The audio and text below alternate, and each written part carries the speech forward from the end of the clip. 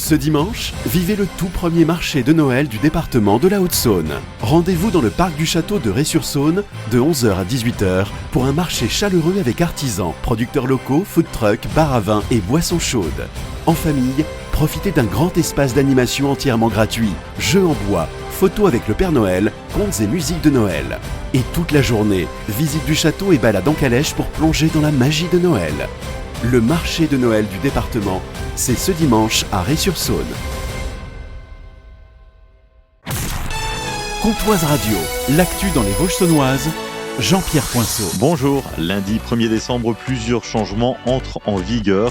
Les fauteuils roulants, tous les modèles éligibles seront désormais pris en charge intégralement par l'assurance maladie.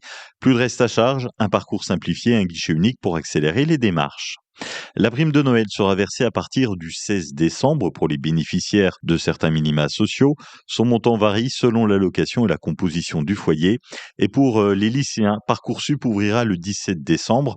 La plateforme permettra de consulter toutes les formations disponibles pour l'année prochaine, ainsi que les profils des candidats admis les années précédentes avant le début des inscriptions en janvier. Innovons dans les quartiers prioritaires est un appel à projet qui se termine à la fin de l'année. Ça s'inscrit dans le contrat de la ville de Lure. Laurent Monin, adjoint au maire de Lure, en charge des solidarités et de la politique de la ville. L'objectif est de mettre en œuvre des projets financés par les pouvoirs publics pour réduire les inégalités entre les territoires et d'améliorer les conditions de vie des habitants des quartiers. Pour la ville de Lure, priorités fixées sont la jeunesse et le cadre de vie pour cette fin de mandat municipal. Il est également demandé fortement aux acteurs de collaborer ensemble. La signature du contrat d'engagement républicain est par ailleurs obligatoire. À Lure, un exercice antiterroriste grandeur nature s'est déroulé ce vendredi au sein de l'escadron de gendarmerie mobile.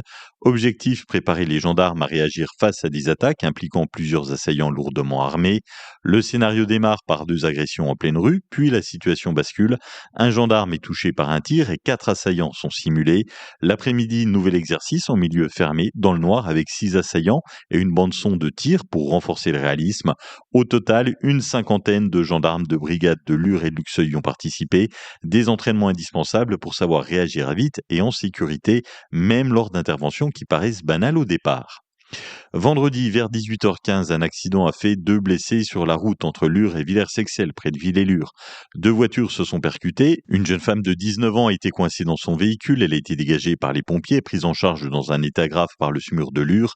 Elle a été transportée à l'hôpital de Besançon. Dans l'autre voiture, une femme de 41 ans, légèrement blessée, a été emmenée à Vesoul.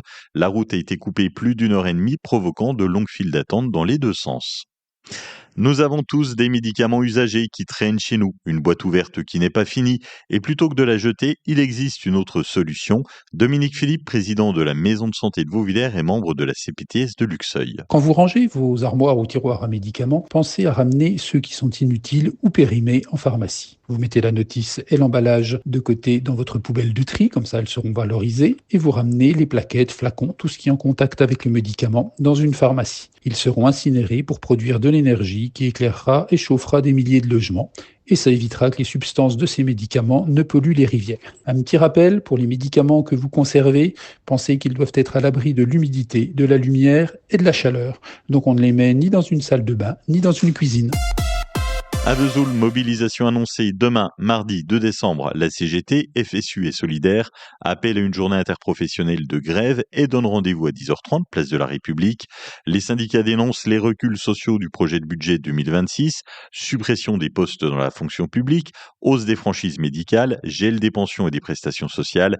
Ils estiment que ces mesures fragilisent la sécurité sociale et font peser l'effort sur les travailleurs, les retraités et les jeunes. En sport, en pré-national de handball, ça ne passe pas pour les seniors de Luxeuil. Les féminines s'inclinent à domicile, 26-27 contre Pontarlier. Les luxeuviennes sont 5e du championnat. Les garçons tombent à l'extérieur, 42-33 contre Mâcon. Prochaine rencontre, c'est ce week-end. La météo cet après-midi, beaucoup de nuages avec un petit peu de soleil. 3 degrés de Sceaux à Luxeuil, 3 à Saint-Loup, Sainte-Marie-en-Chanoine, Nord-Walbourg, 4 à Lure et Andornay. Demain, un ciel gris, 5 degrés le matin et 7 degrés au mieux l'après-midi. Passez une excellente journée sur Comtoise Radio.